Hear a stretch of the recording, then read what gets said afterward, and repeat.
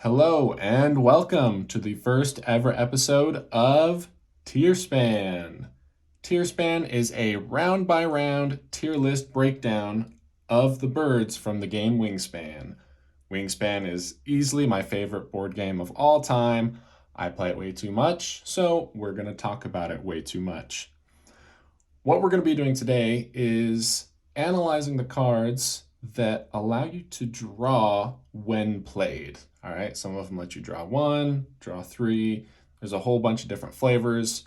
So we're going to get into it. And first, looking at some overall patterns from this group of birds is that one of the most important things about these when played draw powers is that they are all at the very least card neutral, and for most of them they are card positive. And what that means is that all of these cards really shine when they can be used to supplement other tucking cards, whether that's tuck and lay, they can be in your forest and your grassland especially, but they are most effective if you have some kind of tuck and draw somewhere else, where even if you're drawing a little bit of junk when you're drawing these cards, you can filter those out during the game through other tuck and draw cards. The very first card we're going to talk about is the American Oyster Catcher. It says draw cards equal to the number of players plus one. Each of you get to keep one, and it comes back around to you.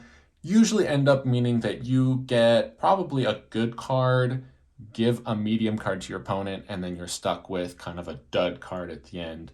And that's fine because you're going to net two cards when you play this. So it's card positive. You can use that filler card from the end to tuck and lay somewhere else or tuck and draw somewhere else. So I think this starts off at C tier just because it's not an ideal first bird to be playing in your wetlands. But after like round two going, I think it's honestly pretty solid. I put it in B tier for the rest of the game because it's card positive. It lets you see a bunch of cards. And later in the game is when you can see a lot of use. Honestly, if both cards are duds, that's still okay. Potentially can help you skip a draw cards action. So I think this bird really shines later in the game, and it's solid B tier overall. Okay, next is the Brant. Now there's a lot of hype around the Brant. You're always hoping when you have your opening hand and you see the starting tray to have a bunch of OP birds in the tray. But to be honest, the amount of times that you can line up having a Brant in your hand, having really good cards in the tray, and you're going first so that your opponent doesn't swipe them before, I think qualifies this bird for C tier. It can be fine. Usually there's some kind of okay bird. The main benefits of it is that it gets you three cards, which is something that no other card can really do for you. And it's okay in the first round to get you going. You probably don't need to draw cards the first round after this, but you want to hope for something afterward to get your card draw going later in the game. I've used it before to draw three cards, and then I tucked all those cards under like a Benelli's Eagle or something in the mid to late game. But usually this card is just good to get you a bunch of cards, hopefully that you can filter through or get some decent use out of. But the main drawback is that you are then resetting the tray for your opponent to take a fresh crack at some brand new super great birds, because that's always what happens when you clear the tray. So I think it's C tier. It drops to D tier in rounds 2 and 3, and it's not really worth playing at all if you're in the final round, F tier. Next, we have the Black Neck Stilt. Super simple. It just says draw two cards. They can be from the tray, they can be from the deck. I think this is another all right bird to start with. You want to hope to have something good in the tray that you can grab when you play this, so you don't have to waste maybe a turn one draw cards action. You can just grab it with this. And I think it still is useful in round 2.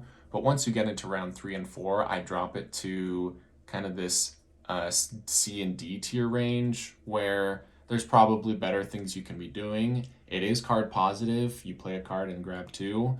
And it's very similar to the Carolina Wren, where you can just draw two cards. I think the Carolina Wren is still like B tier when you start, but I actually think it drops off much more quickly kind of into these desolate zones of not being that good just because it's only 1 point. It does have a huge egg capacity, so if you're in an egg build and you really need those egg spots, it can be great. But honestly, it's really only good for that turn one, draw something great in the tray that your opponent wasn't expecting you to do and do it efficiently. But again, white powers aren't super great going through the game. So it's just okay. B tier is probably a little generous for these birds at the start. But if there's something good in the tray, that's when you want to justify playing these, and their value quickly diminishes after that. That was all of the base game birds. We're going to be moving on to the European expansion. And we're going to start off with some really awesome hybrid birds. We have the little bustard European turtle dove and the snowy owl. Now, all of these birds automatically draw you a bonus card, and then you have the option of either drawing a card or laying an egg. And for the European turtle dove, you can also decide to grab a food from the bird feeder. Now, these are a rare set of birds that I think start in A tier and end in A tier. They have a lot of value throughout the game. The single bonus card is kind of a toss up, but I think once you move into the Oceania game, it's a lot easier to play birds. It's a lot easier to maybe get rid of a dead bonus card, but usually that bonus card is still going to be worth something.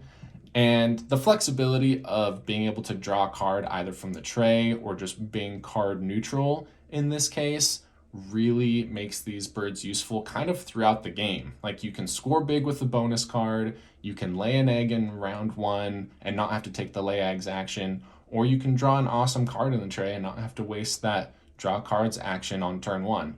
So this set of birds I think starts in A tier and really ends in A tier. Like if this is the first bird you play, it's okay. If it's the last bird you play, it's honestly okay. You get to draw a card or maybe probably lay an egg if it's the very last thing you do.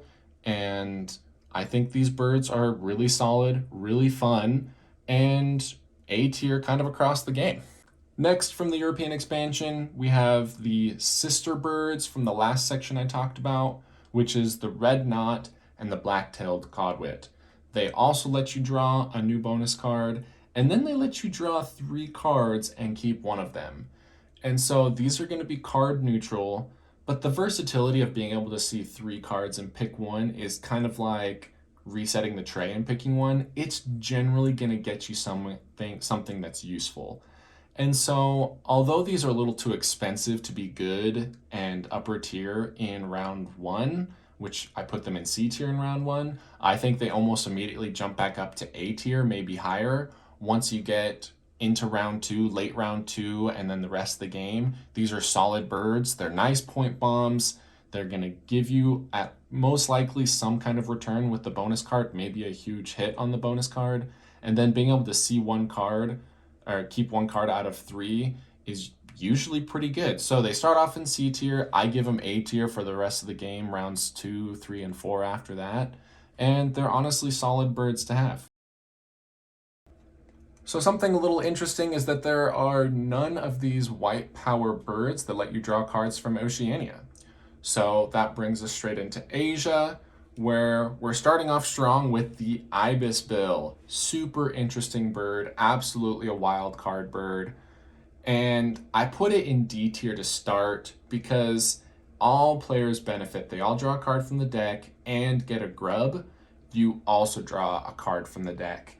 And I think this bird is just not good to play at the start. It can give too much tempo to your opponent, and it really shines best once you get into the later rounds where if you're just a little tight on food, this can give you that one extra grub to play this and one other point bomb, or maybe give you just an extra card or two. And honestly, if you just play it as a blank white power and don't activate it, it's all right once you get to round 3 or 4, and it can just be this solid point bomb.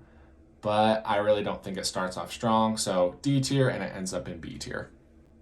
I think the Indian peafowl is kind of cut from the same cloth as the ibis bill. It's really risky to just give 2 cards to your opponent, and even though you're netting 3 cards, the only other card that lets you net 3 after playing it is going to be the Brant, and this is a huge point bomb compared to that. It comes with the cost of giving your opponent 2 cards. And so early in the game, it's too expensive, it's too risky giving that kind of resources to your opponent, but I think it becomes a decent bird, if nothing else, a point bomb to play. This is another card where I've played it with like a Benelli's Eagle, or I have some kind of tuck and lay in my forest, and having those extra cards have been absolutely vital, and I've been able to use them better than my opponent, but you really kind of have to exercise caution when playing this card. And it's really similar track to the Ibis Bill. Starts off in D tier. I think it's going to end up in B tier. And most of all, it's just kind of a fun bird to play to give everyone a bunch of cards and resources.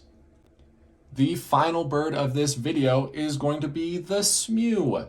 And it's an adorable card with an adorable power. When you play it, you draw 4 cards, which is unprecedented in the game. You tuck 2 of them behind this bird, and you add the other 2 to your hand. So it is kind of automatically a 6-point bird, which is justified for its high food cost.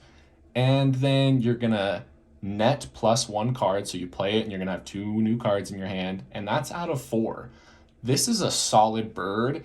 It's maybe a little generous putting in A tier for the first round just because it's so expensive, but being able to draw 4 cards and keep 2 of them can really get you some tempo and set you up for success for the rest of the game. So I think this bird starts and kind of stands in A tier. I only drop it to B tier for the final round because there's usually better things you can be doing than having a kind of expensive 6-point play at the end of the game. But if you have use for those 2 cards, this is going to be an incredible card to play almost the entire game.